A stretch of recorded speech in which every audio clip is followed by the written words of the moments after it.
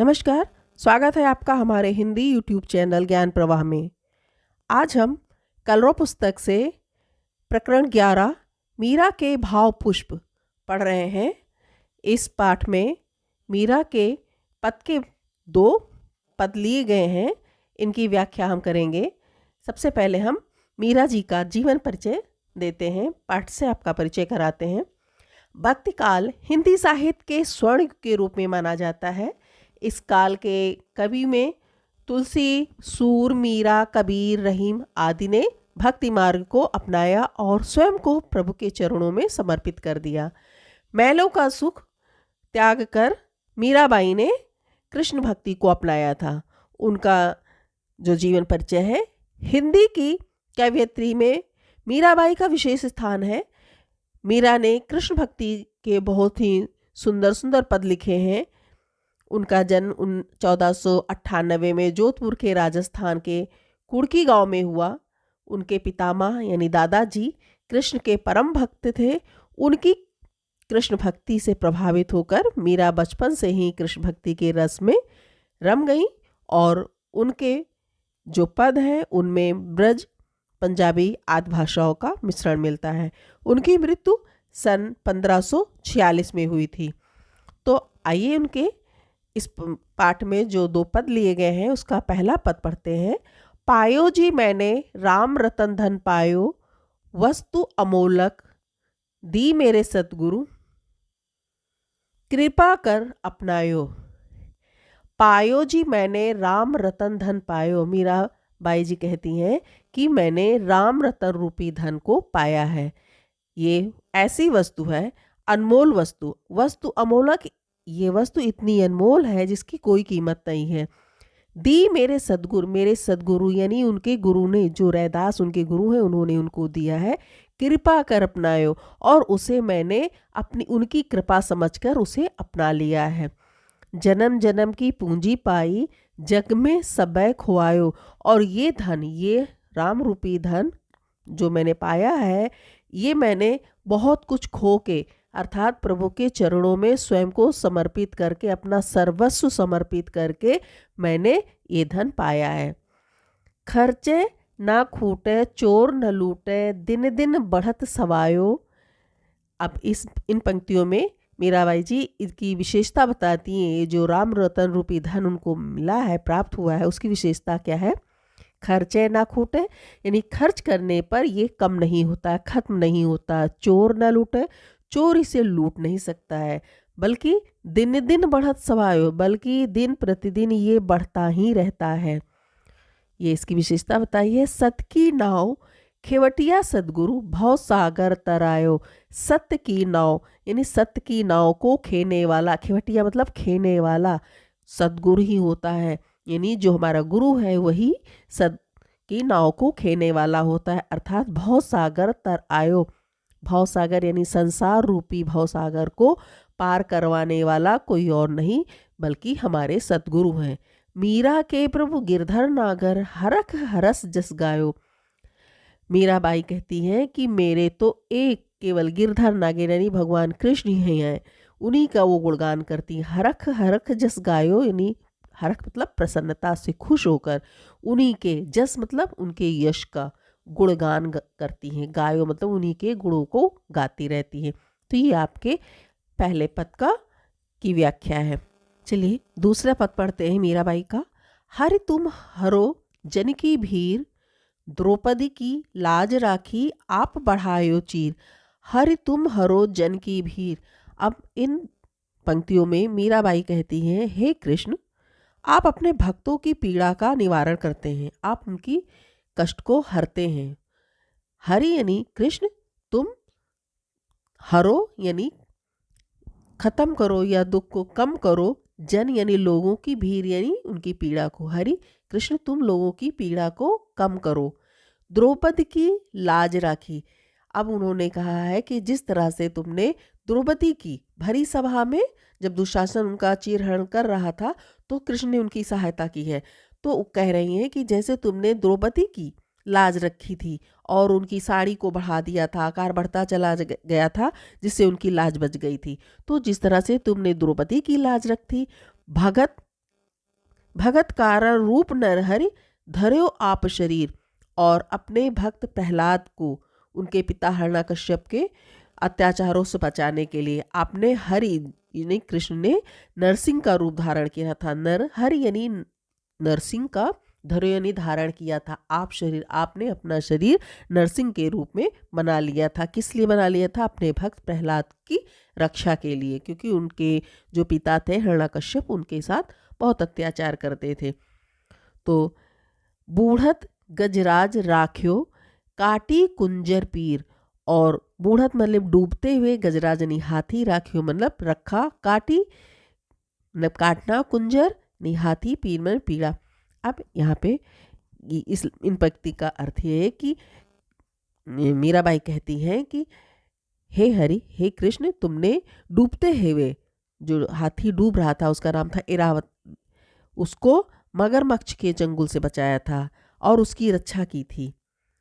दासी मीरा लाल गिरधर हरो हमारी भीर, मारी भीर। अब मीराबाई कहती हैं कि हे गिरधर, हे कृष्ण, मैं तो आपकी दासी हूँ। जैसे आपने इन सबके कष्ट दूर किए, जैसे आपने सबकी पीड़ा हरी, वैसे ही आप मेरे भी कष्ट को दूर करें, हमारे भी कष्ट को हरे। मारी मतलब हमारी कष्ट को, भीर यानी पीड़ा को हरें। तो आपके इन दो पंक्तियों के ये अर्थ है। और इसको लिखने के लिए मैं आगे आपको लिखित दे रही हूँ, जिसे आप अपने नोटबुक में उतार सकते हैं। प्रकरण 11, मीरा के भाव पुष्प। प्रथम पद, पायो जी मैंने राम रतन धन पायो। इस पद की व्याख्या यहाँ पर हम लिख रहे हैं, आप अपने नोटबुक में लिख सकते हैं। प्रस्तुत पद में कृष्ण की दीवानी मीराबाई बहुत प्रसन्न है, क्योंकि उन्हें राम नाम रूपी धन प्राप्त हुआ है। वे कहती हैं कि उन्हें ये धन उनके सदगुरु रैदास की कृपा से प्राप्त हुआ है। उनके सदगुरु ने उन्हें अमूल्य वस्तु दी है, जिसे मीरा ने पूरे मन से अपना लिया है। अर्थात मीरा के गुरु ने उन्हें राम कृष्ण भक्ति का जो मार्ग दिखाया है, वे उस पर चलेंगी। मीरा कहती हैं, यह राम रूपी धन उन्हें आसानी से प्राप्त नहीं हुआ है। उन्होंने इस संसार में अपना सब कुछ गंवाकर इस जन्म जन्म की पूंजी को प्राप्त किया है। अर्थात प्रभु चरणों में अपना सर्वस्व समर्पण करके ही मीरा को कृष्ण भक्ति का सुअवसर प्राप्त हुआ है। मीरा ने अपने गुरु से प्राप्त धन की विशेषता बताते हुए कहा है, ये नाम रूपी धन ऐसा धन है जो खर्च करने से कम नहीं होता है। चोर इस धन को लूट नहीं सकता है, ये हर दिन 100 गुना बढ़ जाता है। कहने का भाव ये है कि राम का नाम लेते रहने से मनुष्य गहराई से उसमें डूबता चला जाता है। मीरा कहती हैं, सत की नाव को खेने वाला सद्गुरु ही है।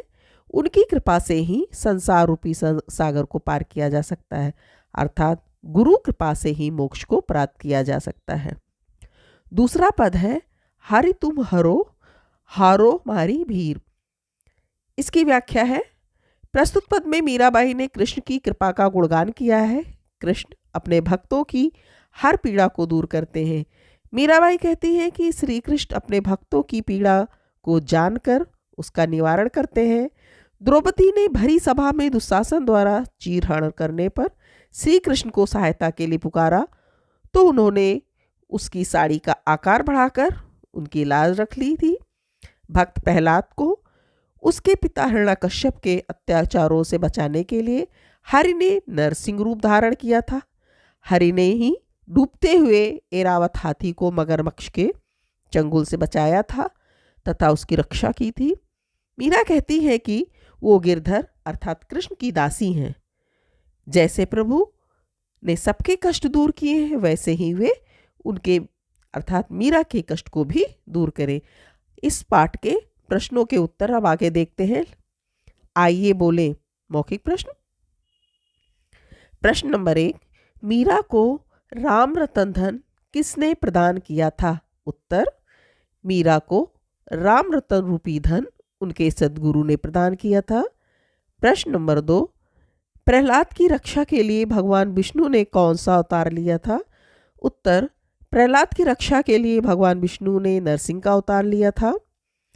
प्रश्न नंबर 3, भरी सभा में श्री कृष्ण ने किसकी लाज बचाई? उत्तर, भरी सभा में श्री कृष्ण ने द्रौपदी की लाज बचाई। प्रश्न नंबर 4, मगरमच्छ से हाथी को छुड़ाने में किसने सहायता की? मगरमच्छ से हाथी को छुड़ाने में श्री कृष्ण ने सहायता की। लघु उत्तरीय प्रश्न। पहला प्रश्न है, मीरा ने अपने गुरु की कृपा रूपी पूंजी कैसे प्राप्त की? उत्तर, मीरा के गुरु ने उन पर कृपा की तथा इस नाम रूपी अमूल धन को सौंपा। मीरा ने इस संसार में सब कुछ खोकर इस जन्म जन्म की पूंजी को पाया। प्रश्न नंबर 2, श्री कृष्ण ने द्रौपदी की लाज कैसे बचाई? उत्तर, जब दुशासन कौरव पांडवों की भरी सभा में द्रौपदी का चीरहरण कर रहा था, तब द्रौपदी ने श्री कृष्ण को याद किया। श्री कृष्ण ने अदृश्य रूप में द्रौपदी की साड़ी का आकार बढ़ाकर उनकी लाज बचाई। प्रश्न नंबर 3, मीराबाई श्री कृष्ण से अपनी पीड़ा दूर करने की बात क्यों कह रही हैं? उत्तर, मीरा श्री कृष्ण से कहती हैं कि उन्होंने प्रहलाद, द्रौपदी और ऐरावत की जान व लाज बचाई थी, अब वे उसकी पीड़ा भी दूर करें। प्रश्न नंबर 4, मीरा किसका यशगान कर रही हैं और कैसे? उत्तर, मीरा अपने प्रभु गिरधर का यशगान कर रही थे। उनके यश का ज्ञान वो खुशी खुशी कर रही हैं। दीर्घ उत्तरीय प्रश्न। भगवान के नरसिंह रूप के बारे में आप क्या जानते हैं? उत्तर, हिरण्यकश्यप दैत्य का पुत्र प्रहलाद भगवान विष्णु का परम भक्त था। ये बात हिरण्यकश्यप को रास ना आई। उसने प्रहलाद को मारने के लिए सांपों के बीच फेंकवाया, हाथियों के पैरों के नीचे कुचलवाया, पहाड़ से फेंकवाया, आग में जलाने का प्रयास भी किया। अपने भक्त प्रहलाद पर इतने अत्याचार होते देख भगवान विष्णु ने नरसिंह अवतार धारण किया और हिरण्यकश्यप का अंत कर दिया। प्रश्न 2, मीरा ने अपने सद्गुरु से प्राप्त कृपा धन की क्या क्या विशेषताएं बताई हैं?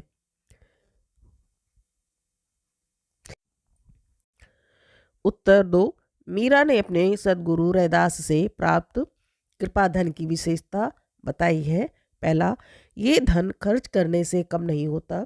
दूसरा, चोर इस धन को लूट नहीं सकता। तीसरा, हर दिन ये 1.25 गुना बढ़ जाता है।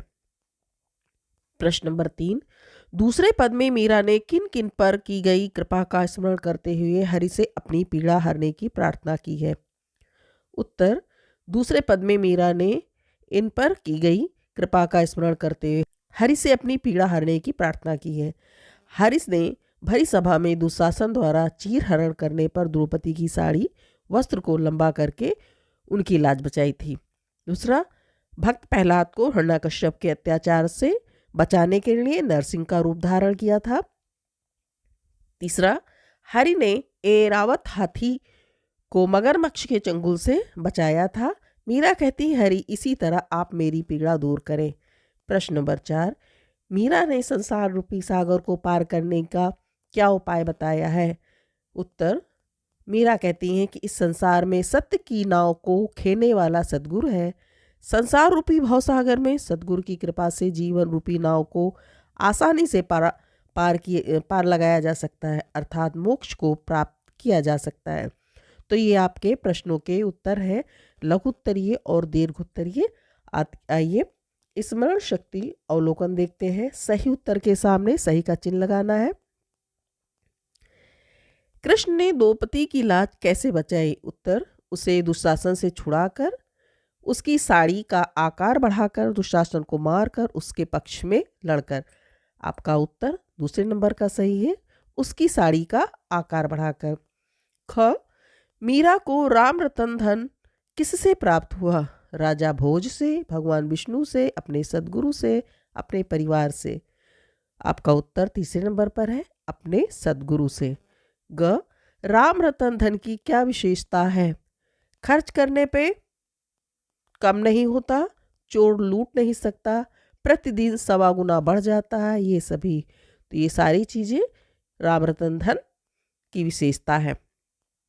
घ, मीरा ने ईश्वर से क्या प्रार्थना की है?